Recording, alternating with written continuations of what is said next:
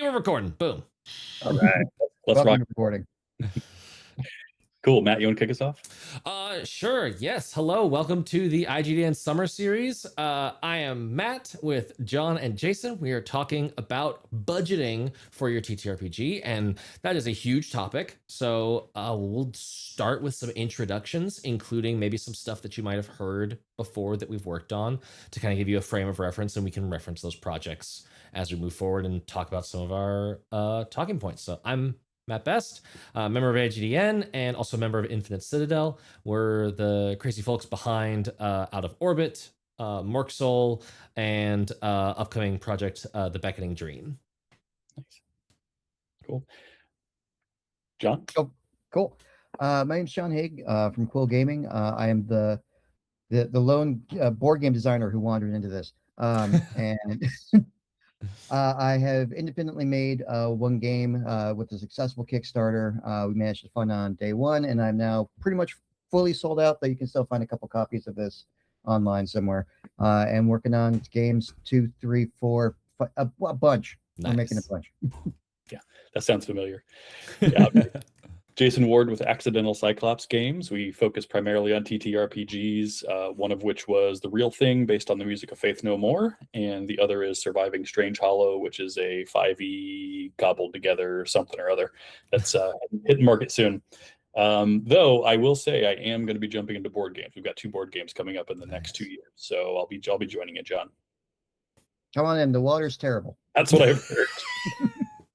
Speaking of budgeting, try budgeting for a board game. It's way harder than these books we're doing. Way harder right now.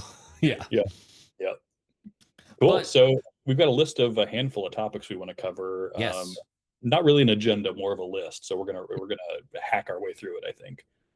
Let's bushwhack through the doc and just see what comes to mind. Let's do it.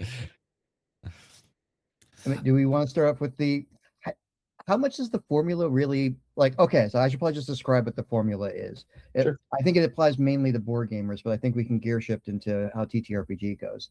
The formula is the thing that you kind of want to start off with when you're figuring out the cost of your game and how much you're going to sell it for.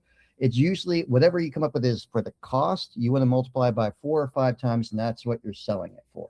And you're trying to figure out that is going to determine basically if your game is marketable. Because if you figure out it takes $20 to make your game, if it's not $100 worth of game you can sell out there, you're going to have a hard time. The idea behind the formula is that most of the sales you're going to do through a retailer. So you, as the manufacturer, are going to have to sell it to somebody wholesale. They're going to sell it retail. So if it costs you $10 to make your game, you're going to have to sell it for at least $20 for you to make a profit. And they're going whoever you sell it to is going to need to sell it at $40 for them to make a profit, or they're not going to bother with you. And with figuring out that starting cost can be interesting because you'll hear landed cost a lot. And that basically means once you've dealt with the customs, you've dealt with the shipping, you've dealt with the distribution. There are a bunch of things that get in there, which is why everyone's now kind of saying it's more like 5 times instead of 4 times. So you have to keep that all in mind.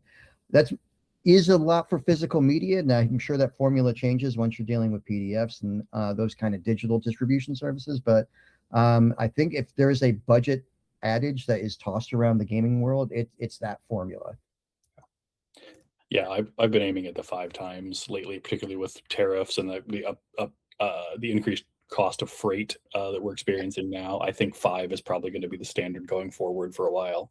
Yeah, I think the only time you get away from 5x on an individual SKU is when it is something that you plan on being like an upcharge item that sells along with other stuff, and you can eat a little bit more of that margin because you're less worried about the retail sale and you're more worried, I just want to make this an attractive offer for people who are already buying a $50 book or whatever dollar something or other, and I just want them to get that little extra bit of lux to help pad the line, right? Yeah, particularly if it's going to be if you're crowdfunding and it's a a product only going to crowdfunders. You don't have to worry about that distributor and retailer cut as much. Yeah. Nice. So you can get a lot more margin.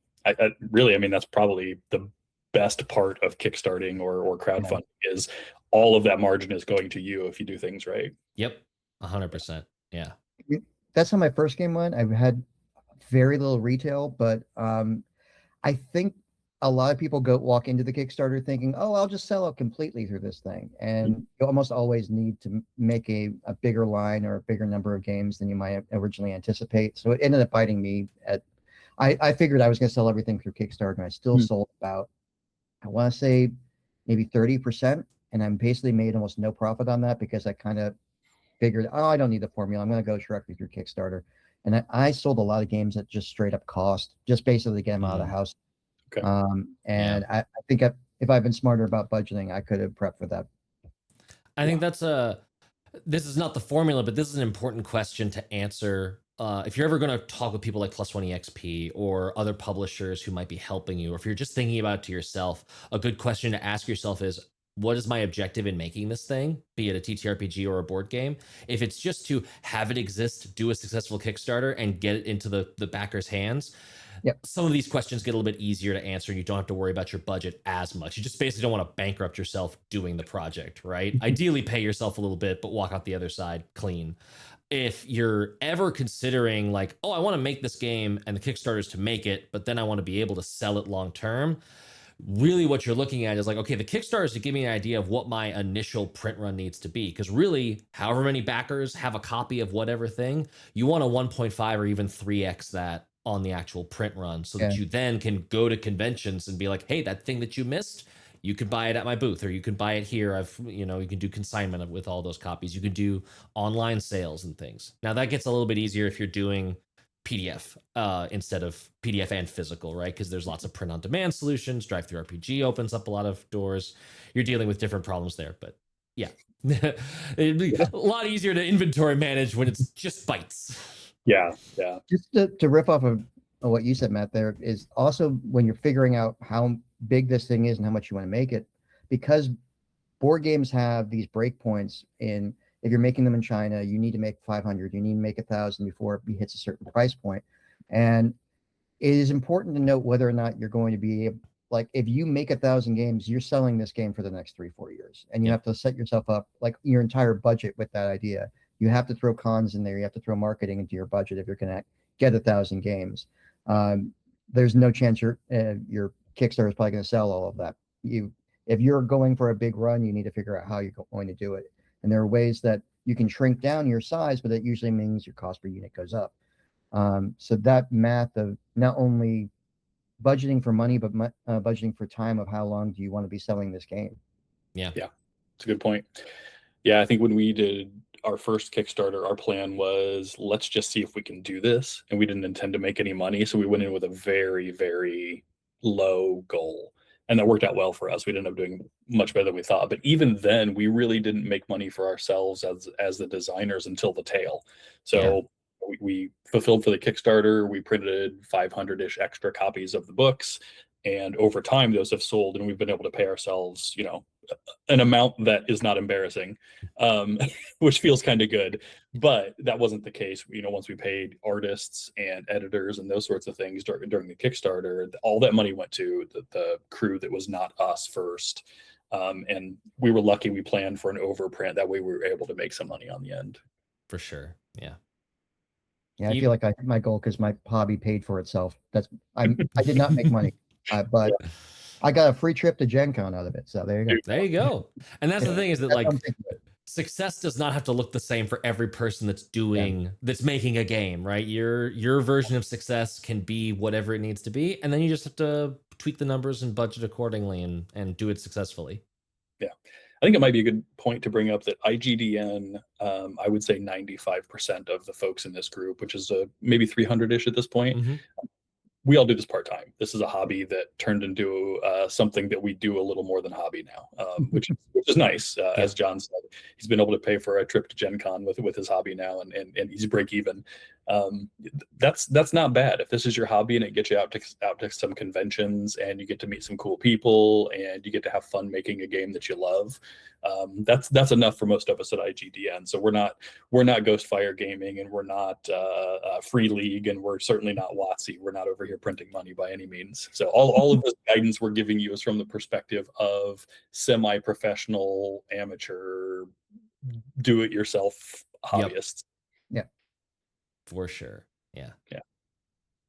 So that's the formula. Do we want to do a little bit of talk? The next big topic we have is PDF versus print. I was alluding to it a little bit. Do we want to talk about that at all? And I am not much in the PDF realm anymore. I've switched a lot more into the physical production, physical books, but I got started over in PDF land doing a lot of like 5e supplements when I was just the individual. So any particular wrinkles jump out that we want to talk about there? I think the formula changes quite a bit. Your costs go way down for a PDF, obviously. And what I like about PDFs is it becomes a cost-effective way to get the games into the hands of international folks. So I mean, even Canada is expensive to ship to from the US. So it's, you know, if I'm shipping to British Columbia from our fulfillment folks in Tennessee, it's $45 or $50 to get a good-sized package. You know, not just one book, but a good-sized package of stuff from a Kickstarter to people in Vancouver or, you know, something like that. So even just shipping inside the same continent can be pretty expensive. And I like that the PDF allows folks in Canada and Australia and Germany to get my products without the added expense of it almost doubling the price sometimes. For sure. I ran into a whole issue with basically distributors because of the VAT and taxes in different locations. And a lot of even the people who got onto my Kickstarter were shocked that VAT was being charged. And it's because I just didn't have enough units to get somebody in the UK to help me out, bring those things through. And I did my best to help out with them. I wish I could have sent a print and play through, but that doesn't quite work for my product. Yeah. Maybe from the smaller, the still learning that end of it. One thing you can probably bank on is that nowadays people are expecting to pay shipping later. It's so chaotic now that don't feel bad launching a Kickstarter and putting that nice little caveat at the end. Shipping will be charged and like figured out later when we have products in hand and when we're trying to figure things out. Uh-oh, hold on. Pause the recording for child. Everyone remember that diplomat that had to like push the kid out back the door? Hi, can you say goodnight real quick? Good night.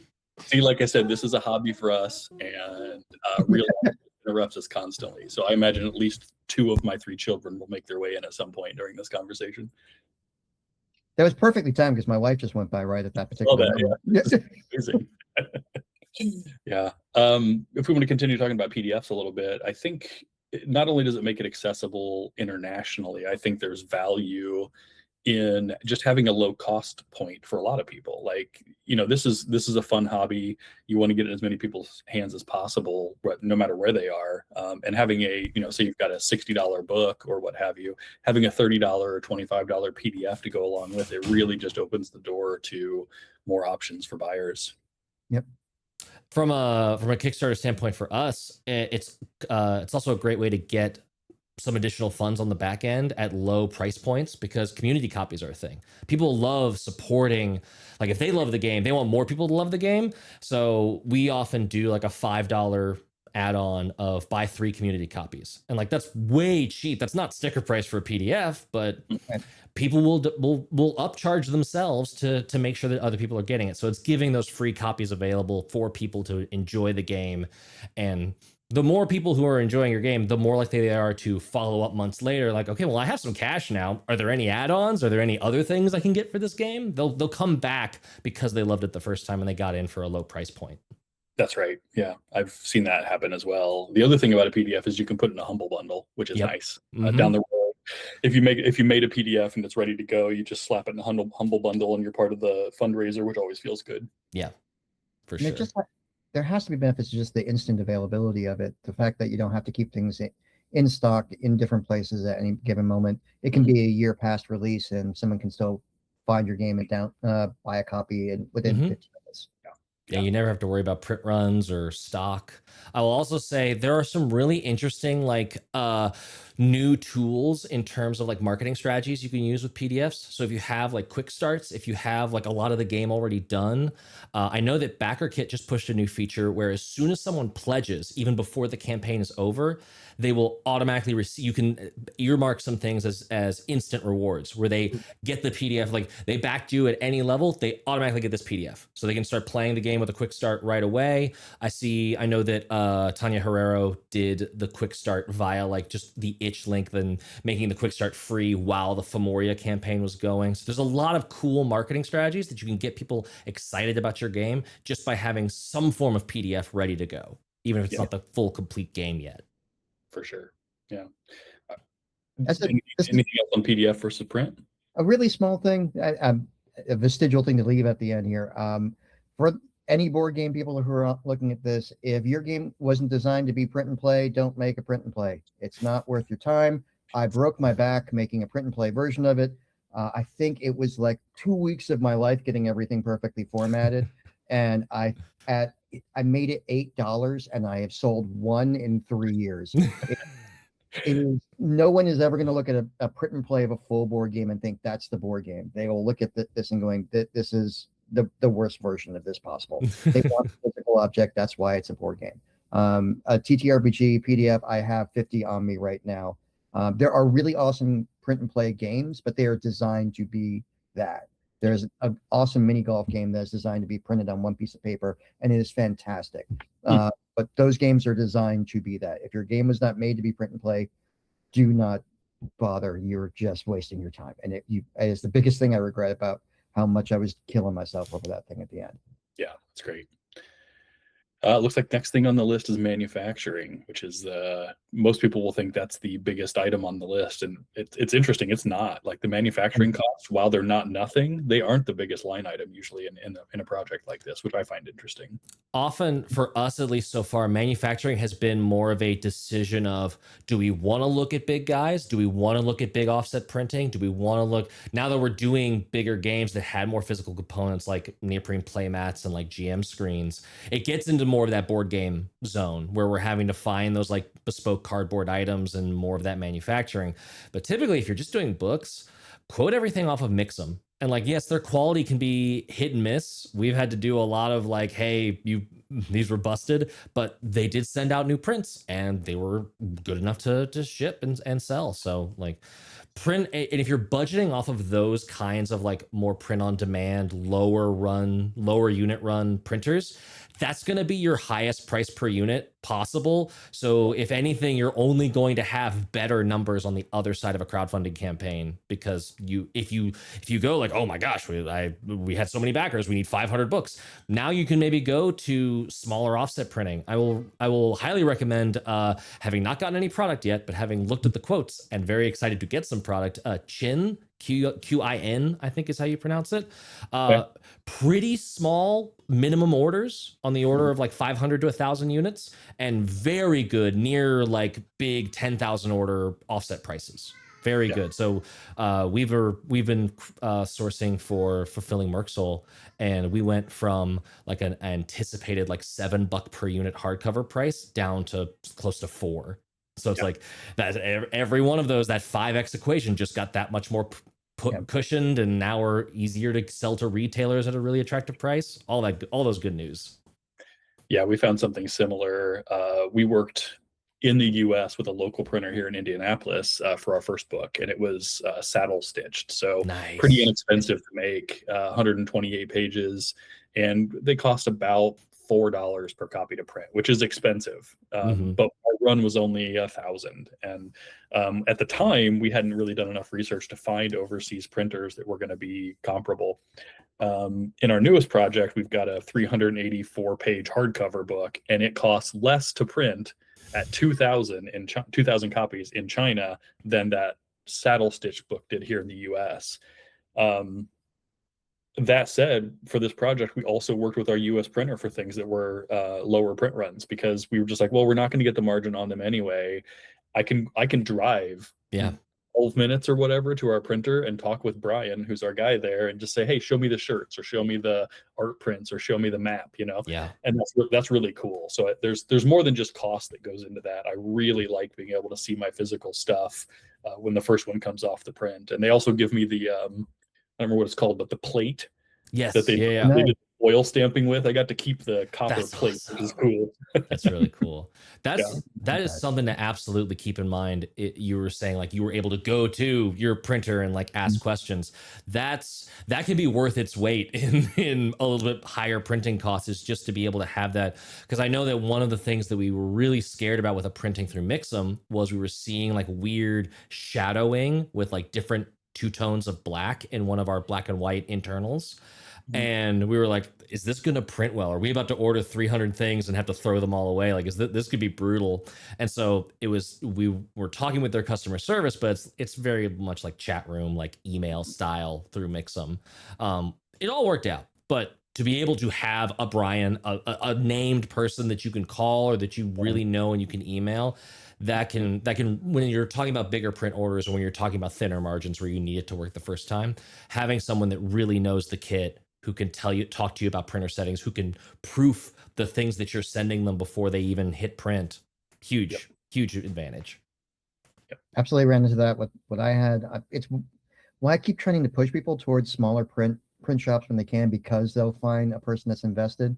The guys I work with did straight up help me with the graphic design half of the time and color correction. And I'll be honest, I work with a US team because sometimes there's nothing wrong with a lot of the Chinese houses that work this or the ones in Australia, but it does change things when there's a 12-hour time difference, and it means that any communication, any email, it's going to be 24 hours before you get a response, just because of like the necessity of time zones. Having someone that was able to respond, that we could go back and forth really quickly on, made that so much easier. And I'll be honest, the guys who made the cards for this game, I'm going back to them repeatedly now because they've given me good rates and absolutely insane service. Nice. And I know them by name, which helps. Yeah, we've worked with 2 different printers in China now, 1 in the US and 2 in China.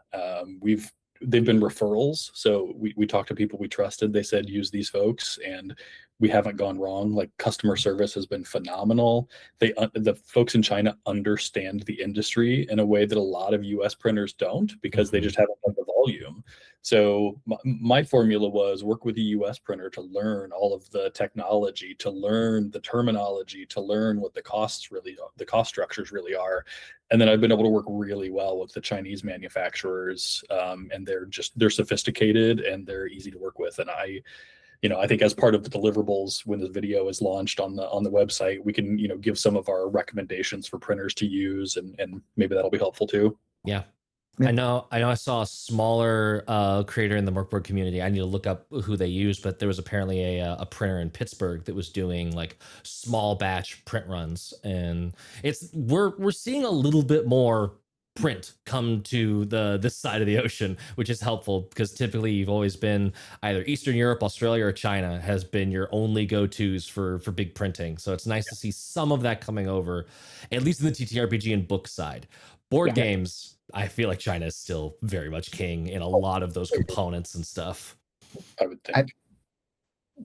I will not bore you with my horror story for that long, but I did decide I was going to make a small run for my game, and because of that, a lot of the Chinese houses, for good reason, it takes time to make the boards that you got, to make all of that thing. So they want like something that has 1,000, 2,000 game print run. And I was seeing that minimum across the board, and I knew I couldn't sell 1,000 games. So I had to get creative to figure out, and I ended up making the entire thing in the US, but I worked, it's a board game that had wooden meeples, cards, a neoprene mat, the rule book. There was a bag for the pieces, the tube itself, the printing. All of that came from different vendors, and while I was able to find certain places that were very good about one particular thing, no one put it all together. So I had to work with about 10 different vendors, bring it all to Brooklyn, and build it in the back of a bar with 5 of my friends in a single evening, which is a once per lifetime favor you get to call in. You don't get to do that a lot. That's a bit higher than pick me up from the airport. Yeah, that's right up there with help me sod my yard with my friend. Yeah, pretty much. Again. Yeah. So it's doable, but there's really there's still no place in the US that can do all of the punch board is a huge one that's really, really hard to find outside the US. If you just need cards, you can get a thing. But just getting the boxes, even the things that manufacturers do in China that seem you roll right over, like the CE marks that are needed for safety if you're going to send something over to Europe or into different markets. All of those things are already tested, done, and ready to go in one of those Chinese manufacturers. And when you piecemeal things together, trust me, from personal experience, you don't want to be on the phone with a European safety inspector at 3 o'clock in the morning, because that's the only time that he could pick up. It's not fun. Yeah. Well, wait till you try to print minis or dice in the US. Those get real pricey.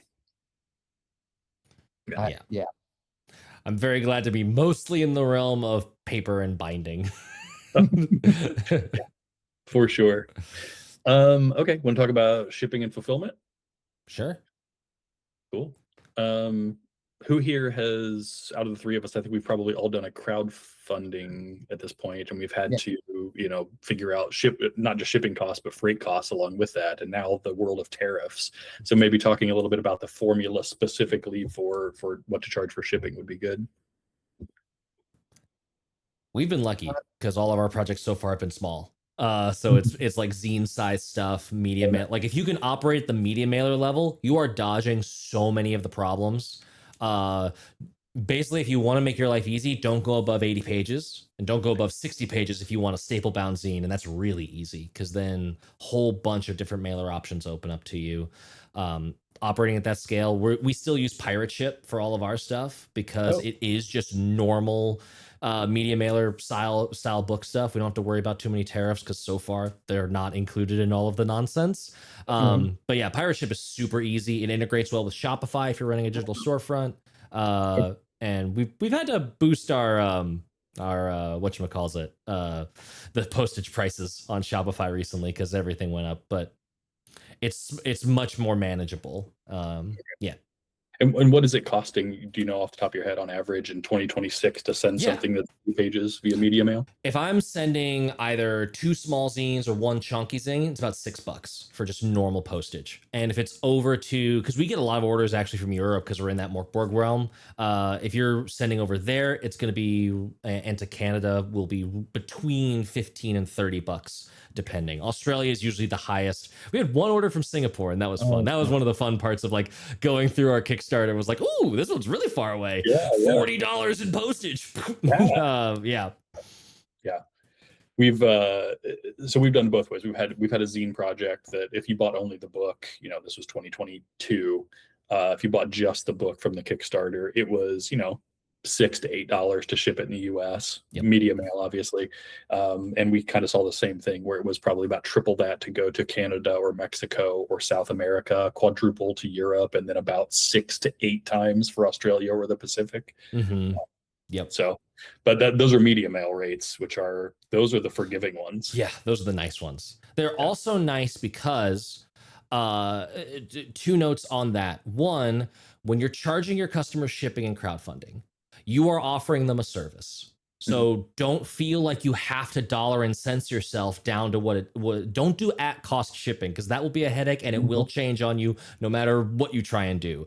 So like just pulling back the curtain, we probably pay like between $5.58 and $6.47 for your average little media mailer poster. People through Kickstarter, they were paying $7. It was just a flat $7 for the US region, right? It just kept it easy on our end. It kept it from, spiking 1 week and us being totally screwed over. So that's one thing to keep in mind is you are offering a service of, especially if you're really well packaging them, you're buying the boxes, you're buying the packing slips, you're buying all of that stuff that goes in there that isn't value, but it is value. It's value in getting the product to the customer. And then the other thing is that if you're doing, depending on how you want to set up and how many like smaller or heavier components you have, think about, are you going to need to do this by weight or by item when you're configuring your crowdfunder. Those pledge managers are set up to handle them differently, but rarely have I seen mix and match. And so you're going to have to make a commitment to like, am I doing this by weight or am I doing this by SKU? If you're in the zine realm, if you're doing smaller zine TTRPG projects, you can definitely get away with SKU because media mailers are going to be able to handle a lot of weight before you get priced out of the basic zones. If you're doing more of a board game thing, get one of those scales and start weighing some stuff up because you are going to have to do it by weight. Well, and you also have to decide potentially who your fulfillment partner is because they may require one or the other because they might go by this new magical measurement. I think it uses string theory or something. It's called dimensional weight, which is it is the worst of the volume or the mass. Yes. Yeah. So you're getting charged the worst price of the two options by whoever the shipper is. I have not so far had to deal with that. I'm still shipping out of a spare room. It's nasty. It's real nasty. I should say I'm a customs broker. I actually work with volumetric kilos all the time, and I literally went like this because I'm like, you guys are informational materials. You're classified under Chapter 49, and you don't end up having to pay any tariff because I'm in Chapter 94 as a toy. I do. Yeah. Okay. Yeah, that's true. It's rough out there. Yes, it's bad, man. One of the things I do think that is, I'm looking back. I literally just pulled up my numbers from my Kickstarter and how much I was going for. Again, this thing is about a foot long with about 3 inches wide, and I managed to kind of stuff it into a triangular kind of tube. There's a tube in a tube that we sent out, and for the most part in the U.S. it was about $8 to ship. But there were a bunch of places that ended up hitting about $14-15 if they were kind of weird throughout the U.S. And then I immediately can see the jump where it goes to Canada. Immediately it goes from like $7 to $23. And even that was kind of a weird miracle because I got fairly cheap packing because as the U.S. Postal Service will send you a whole bunch of those tubes for free if you ship with them.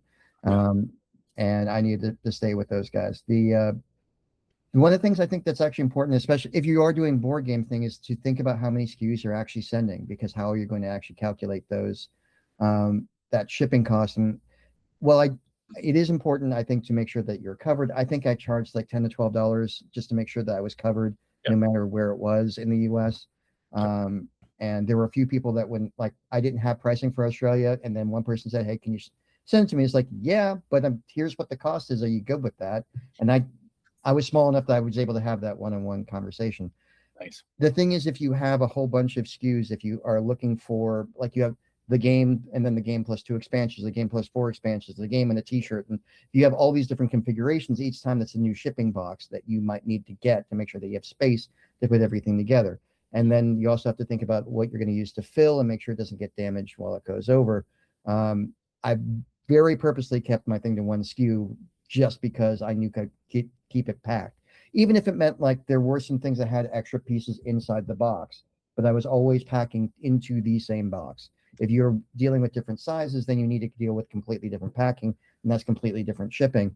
And I do think it's important to give some expectation to, it's better that it's afterwards. Like you have to say like, hey, shipping is going to be determined afterwards. I don't think it's a bad idea to say, here's our estimated prices of what we're thinking. So you're in some kind of a range so that when you do put out pricing, that no one's shocked and appalled. But there always has to be that caveat, like, hey, things might change, tariff, shipping costs go up. I know for a fact because of Iran right now, all of shipping costs are up. Costs are way up. If you are planning to launch a crowdfunder page right now and you want to give people an estimate on shipping, $12 for US, assuming it's just a normal kind of like, not something crazy, right? Not a Gloomhaven. If it's just something within the normal bounds of like a TTRPG or a small board game, $12 for US, $25 for Canada, $35 for everywhere that isn't Australia. And then Australia and Singapore are like 45. That's like, it sucks. It absolutely, we've had people order on our website and it's like, you paid more in shipping than you did for this zine. I'm going to put some extra stickers in here. This sucks. But that is... Those numbers you just gave are actually low to what I'm seeing now too. We are fulfilling. Whoa. This is the standard, D&D size book, 84 pages. It's heavy. It's a little over a pound, right? we are getting some places in Australia, they're $72 for shipping. Woof. Yeah, and we're doing everything we can to defray those costs, but and I will tell you, nobody gets angrier than the people who find out how expensive shipping is. And some of them are in the US. They're like $18 for shipping. I'm like, you have not seen some of these other costs, right? You need to make friends with the Australians right now because they are having a time. Yeah. So I think shipping and fulfillment, everything you guys said was right on from my perspective. It's leave wiggle room. I always, whatever the estimate I get from our fulfilling partner is, I increase it by somewhere between 15 and 20% because they don't know that there are going to be tariffs a year from now. They don't know what oil prices are going to be a year from now. And if anyone gets mad at you for shipping costs, you can always, we based it on the information we had at the time. It doesn't make anyone feel better, but you can at least be honest, right? Like we're basing it on the information we have. Some percentage, 5% of your backers are going to be mad no matter what. And I would say 90% of that 5% is mad because of shipping. Yeah. And I think silver lining is that this has become almost an industry expectation that unless you're getting first time crowdfunders, people are kind of waiting for that second punch. They're aware that they're probably pledging twice and the second time's going to be at shipping and handling. That's right. Yeah, for sure. Cool. One thing to mention on tariffs just before we move on from it.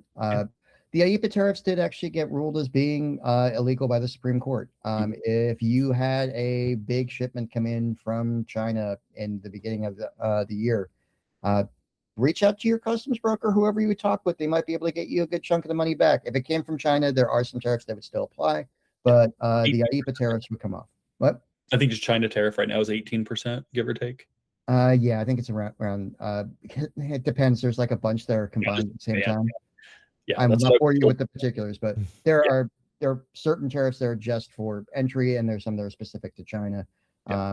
So you won't be able to wipe out all of it if it came from China, but if you did, bug whoever brought in your shipment.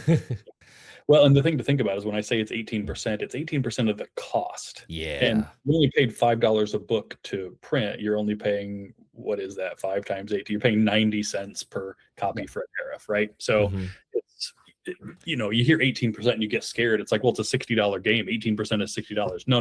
It's 18% of the cost in China. Yeah. Not as bad as MSRP. That'd be brutal. Yeah. John, I just had a brain blast thought revisiting PDF versus print, because we're talking about like the idea of like, oh, it's, Australians have to pay $72 to get your game. Great if it could be a digital version. Have you seen anybody entertaining, yourself or others, in the board gaming space of doing like tabletop simulator pre-bakes or like other virtual tabletop kind of solutions as an equivalent to PDF, rather than doing print and play, doing any sort of like digital counterpart of the board game? Well, that's the thing. There is a huge field right now where a lot of people are playtesting, especially big guys. They're playtesting on Tabletop Simulator and doing a lot there, and the Reddits are going crazy about them. The board game world is still really like obsessed with the physicality. Like that's the product, that's the end product that they're reaching for. And if you want to playtest the game, or if you want to kind of try it out, Tabletop Simulator does that, but it doesn't have the feeling of being across the table from somebody, of being able to look in the eyes while you're kind of playing this out. And I actually really like Tabletop Simulator, but it's still really janky. It doesn't have the smooth movement of just actually playing a game. And while like I said, there are a lot of people there's someone who's going to play 30 games of something. There's probably someone who's going to play 30 games of Arcs today on Tabletop Simulator. And like, I mean, a major game that's happening, but in the end, everyone still seems to want that physical copy. I don't know of anyone who's really been, I'm sure someone has, but I haven't really seen anyone actually try to sell a game through that experience. Yeah, I didn't know if there could be an equivalent PDF. So it sounds like if you're wanting to get into the realm of making a board game, people really want the physical components, and that makes sense to me. Like I'm in TTRPGs, and I want the book. I want the bookmark ribbons. I want all that physicality. So it makes sense that, especially in board gaming, that would not be the same sort of soothing that a PDF to a book might be in TTRPGs. You're seeing a lot. The closest equivalent, honestly, isn't really Tabletop Simulator. It's the app. a lot of people are trying to make Oh, apps out of things to see how well they'll work.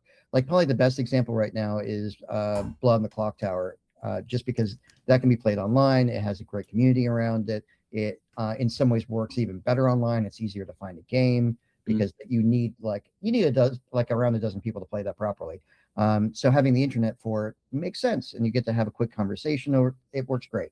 And a lot of people are trying to find that kind of methodology for different games, but only certain games really work that way. Blood on the Clock yeah. Tower works because it's so social deduction, and like it it works like it. I'll be honest, I've been at work and I've been listening to like a Blood on the Clock Tower game in the background, and someone will walk by and go, "Oh, I'm sorry, I'm interrupting your Zoom call." It it because it works like the game is so on that kind of conference call type thing. It makes sense there. There's a lot of tabletop games that just don't work that way. It's the same thing Sure. as like a print and play. There are games that work great on PDF if they're designed for it, and there are games that really suffer when someone tries to drag them into an app. Yeah. Um, Yeah. and I I'm work in software. Don't make an app. yeah, No. I, Yeah. it seems to be a really popular trap now. People thinking, oh, maybe this will be able to go farther if I program it in there. And it's I'm not saying it's impossible, but it feels like if it's a game that's going to work for an app, it would be a game you would have designed originally for an app. That's right. Yeah. Yeah. Always designed to your medium. Yep. That's what you got to do. Yep. It's going to make the user experience just so much better. So if you made this as a board game, keep it as a board game. If you made it as a book, keep it as a book with Yep. PDF as a low cost option when necessary. Yeah. And if you made it as anything, don't make it as an app unless it started as an app. Yep.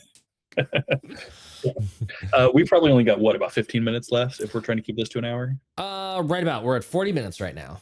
Okay. Fantastic. So I think probably a couple of important things to get to would be what are the things to keep to think about in a budget, and we can probably throw contractors into that as well. Sure. And then just a couple of high level takeaways at the end, maybe. Sounds good. Would it help? So, as of posting this, we might actually have this up in the Infinite Citadel info store. We're going through another round of upgrading our like how to plan a crowdfunder spreadsheet, which has literally saved my butt just now because as we've been planning this Kickstarter, the funding goal doubled because I was not factoring in a certain thing and I needed to have, and I was very glad to have had it. So I will, at the very least, I will talk through it. And then that'll just because it has all of the stuff sort of broken out into big bucket categories, and that can kind of help contextualize. So I'm looking at mine right now too. I have my own nice. budget. Yep. It's like I'm looking at the categories. And Jay Dragon just talked about this. She's got her own. I think there's like 8 of these random spreadsheets spread throughout all of the TTRPG verse, and we all need to start spreading notes. But I think big things to keep in mind are your fixed costs. And what I mean by that is your percentage-based costs that aren't going away. These are things like platform fees. Kickstarter and Game Founder are going to take 5% off the top. Processing fees, not Venmo, Visa and MasterCard, Stripe, they want all of theirs, right? So another 5% off the top. If you're doing it on Kickstarter, but then you have any level of complexity whatsoever and you need to do pledge managing in BackerKit, that's another 3.5%. Of the pledge total, right? So it's the worst thing to be doing percentage against. And then I think for board gaming, you'd want to get a lot more specific for this. But for me, I usually do shipping, the freight shipping of like doing an order of print books and shipping them to me. I do that as either a 2% for low volume or a 4% just flat percentage, because that's usually going to cover you for all the mix-ems and the other like easy orders. Next line in your budget is going to be the actual product print runs, and this is where I caught my mistake, is because if you have let's say that you're just doing one zine, you've got a really nice bottom line there because it's probably $2.50 for price per unit, and then it's just how many do you need to fulfill your backer kit. You can probably order it on Mixum pretty easily. You can order anywhere between 100 and 5,000, and you're going to be fine. You've got a scalable order. The game we're working on right now is a TTRPG that uses tarot cards, and we want to include a tarot deck as part of it. A tarot deck, the lowest price we could find was through Chin at a 200 minimum order at roughly $10 per unit. That's $2,000. That's $2,000 just to have it at all, right? And that's the problem, is that if you say, oh, well, only 10 people ordered a tarot card, you're going to have 190 of those sitting in your desk and you had to pay for all of them. So figure out a way. So that's another big line item, is if you've got, the more products you have day one, the more of an initial print run cost you're going to have across all of those SKUs.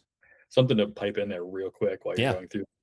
Do not add new physical product while you're doing your Kickstarter. Do not add something you didn't plan from the beginning. It will hurt you every time. I will say, unless, but this is I have the voice of Andrew Bowman in my head saying the phrase, all stretch goals are fake. Stretch goals are a trap, because they are either fake. In other words, they were a thing you wanted to do from the beginning. You were just gating it behind some sort of money value. Either for our game, we're putting some of the tarot decks. We want to do more tarot decks, but we don't want to have a day one funding goal of $20,000. That makes it really, really hard. So instead, let's do incremental funding goals, and then it pays for those initial printing costs of all of those, right? That makes it a little bit easier on us. There are either plan from the beginning. Yes, exactly. And so that's the thing, is the stretch goal wasn't like, oh, maybe we get to do this. No, I want to do this. I'm baking it in. You just need to like prove that I can afford to do this. So they're either fake in terms of there was something people were doing from the beginning, which is no shame, you should do that, or it's something that should be no print cost, no physical cost. If there's going to be a cost, have it be labor, have it be new content that goes in the existing book that's not going to stretch you into a new binding, right? If you're doing staple zine, don't add 20 pages and now you have to be a perfect bind, or add 30 pages and now you have to be hardcover, right? Be mindful of your binding format. So stretch goals are fake. Don't let them kill you, which is why there's a big part of this sheet that is just a stretch goals tab that you add in all of your stretch goals, the threshold for hitting them, and then the additional costs, either as an equation elsewhere in the sheet or as just a flat cost out to the side. That way, as soon as it triggers, it shows you like your total pledges are, oh, I hit my 30,000 goal. Why am I negative 5,000? It's because this thing costs $10,000 to pull off. Like you're not paying for it. Do you have marketing costs in your sheet as well? Yes, and the last category in terms of expenses is what I call payments and budgets in the sheet, which is basically just saying ad spend. This is all the sort of discretionary spending you need to allot for these categories, but how much you allot for them is up to you. So your ad spend could be 0, could be 500, could be 10,000. It's whatever you think is going to get you the biggest bang for buck. So the categories I usually have are ad spend, editor. Never edit your own writing. Right. Art and layout. You can separate those. If you're doing a really artful book, you might have art and layout take up multiple line items because you've got a lot of different artists. Usually cover art I put as a separate line item because a lot of times you'll do grayscale on the inside to save printing costs, but do a really fancy punchy color cover. That could be really good value and make it pop and be attractive to sell, but you're saving on the color costs for the printing on the inside. And then creator payout. You need to pay yourself, even if it's just a little bit. You need to pay yourself. So having some line items in there for you and your closest collaborators. This is where you could get into contractors, right? Where if you're going to be working with someone really closely on the project, you need to be able to budget for how much is their cost per word, how much is their cost for the whole project, right? All that kind of stuff. Yeah, you covered, I think, all the high points that I've got. I do a couple things a little bit differently. I dive a little deeper into the marketing and sponsorships for ours. It's all slushy numbers, but essentially we for marketing and any sort of sponsorship we're going to pay for, we set aside a minimum budget. We're going to spend at least this amount, and if we're getting really good returns because we've got tracking on all of that stuff, we will continue to increase that budget because the return on ad spend is there. It's a 6x or 8x or whatever it is, and it's like, we will throw money at a 6x ROAS all day long, but when it dips below 4, we start going, okay, maybe we pump the brakes on marketing.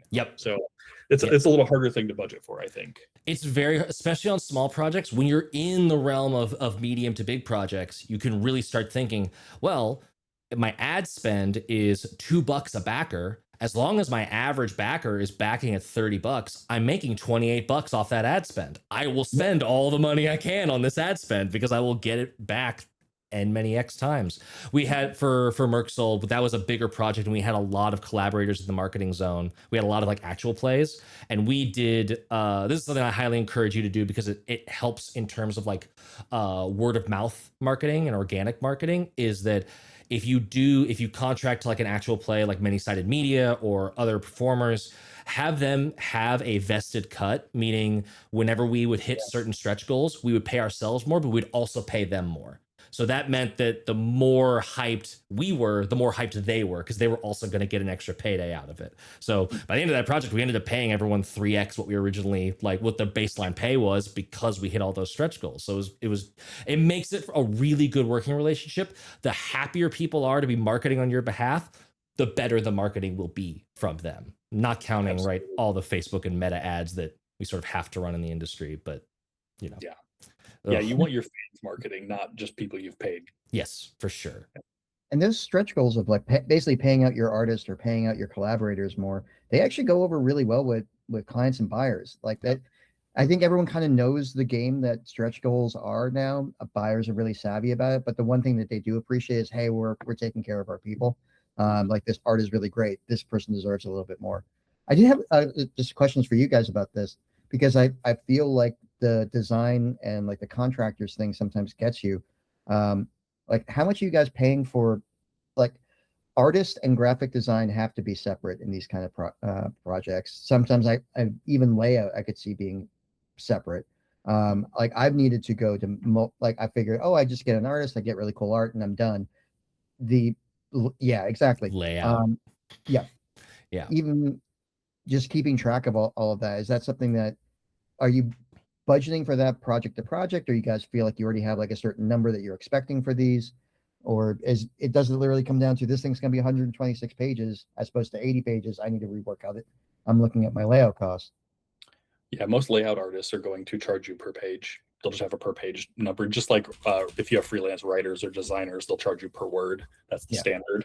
I have a rule. I haven't had to break it yet, but someday I may. It's whatever the person tells me they're worth is what I pay them, because you don't want to underpay your contractors ever, right? Like if you can't afford to pay the contractor what they are worth, you can't afford a contractor, is kind of my thought.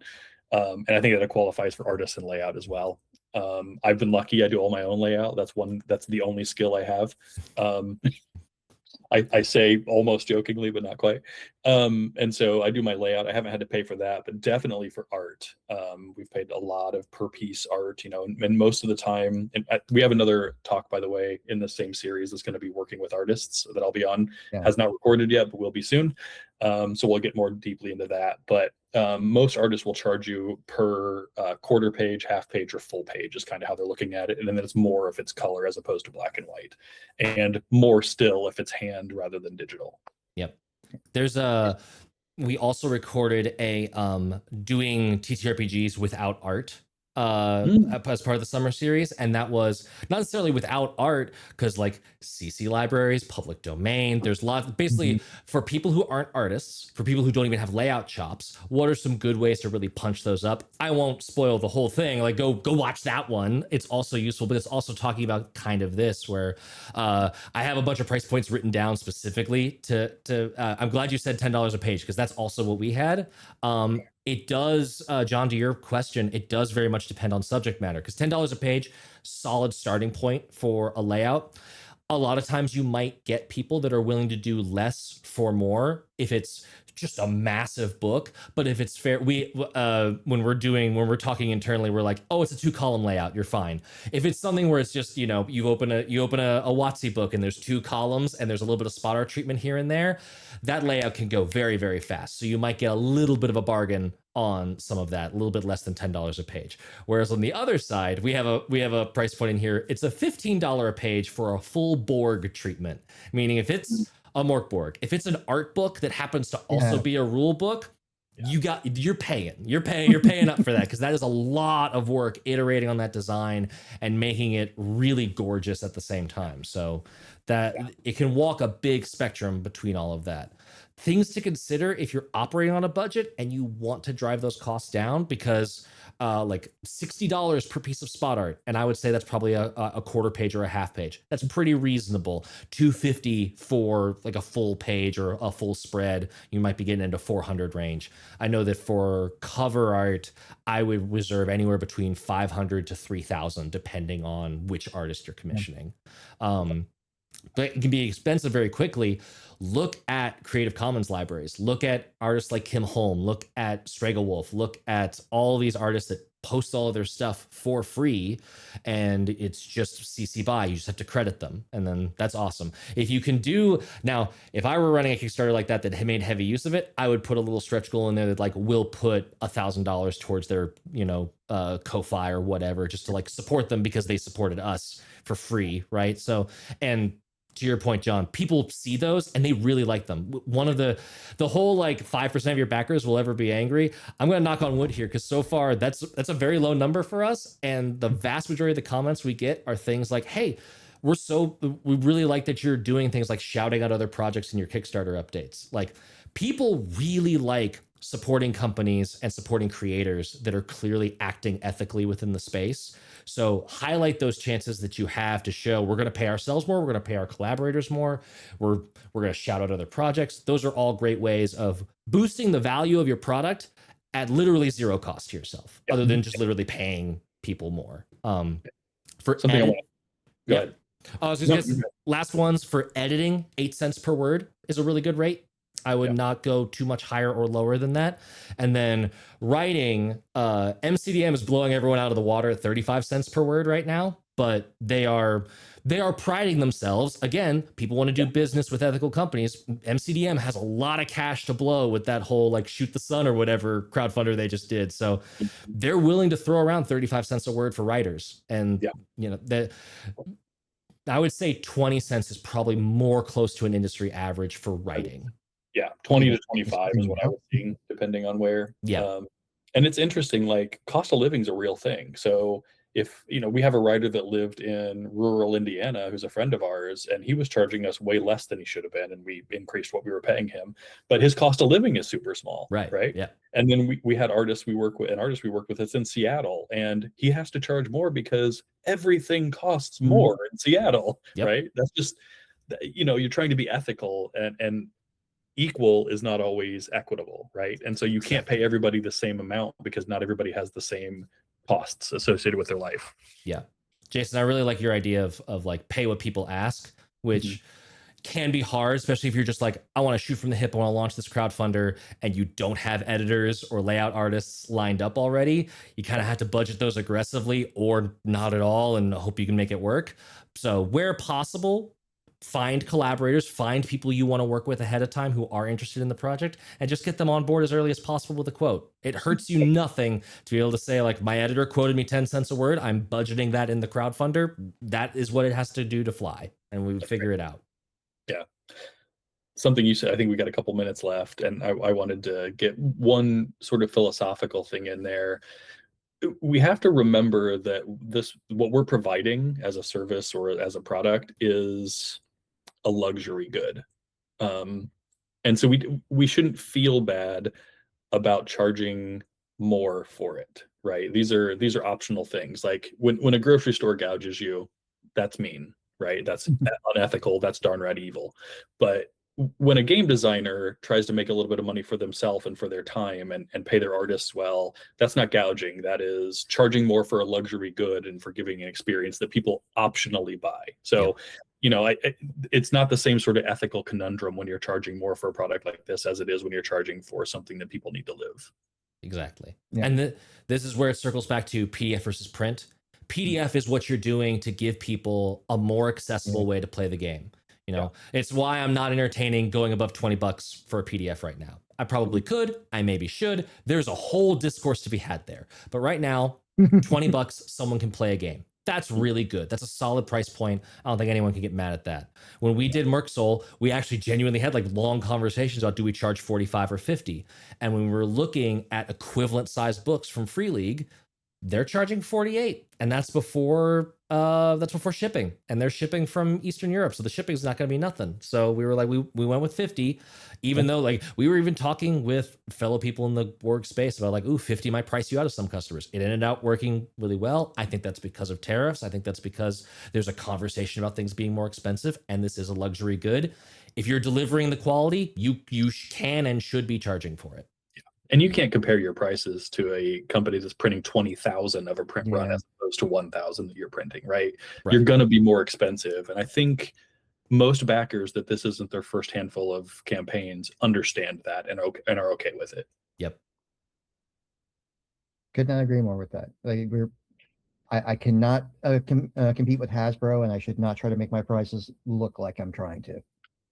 Nope. All right. Any more words of wisdom for closing? I don't think so. Cool. It's been grand. I think the only thing we didn't talk about was budgeting time as well as money, specifically for like going to cons and budget. I would also say even that's money, because budgeting for packing your stuff, airline tickets, a booth cost if you've got a booth. This is where the 5X can be really important. If you don't have a booth, but you've got consignment partners that do, they're going to be taking a 20 to 30% cut. So your price needs to be able to make you profitable while still giving your consignment partners what they need to be making money. So, good call. but at the same time, I know that like one of the big things that can drive sales, it can feel like a bummer if you're like, oh, I want to have a booth, I want to have presence, I want to do that marketing. Find consignment partners that are really cool and like want to work with you.